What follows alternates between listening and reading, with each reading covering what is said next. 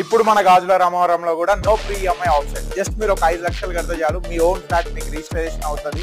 And till possession మీరు 1 rupee కూడా కట్టాల్సిన అవసరం లేదు. ఫైనల్ గా ఈ రోజు మన సైట్ లో ఉన్నామండి.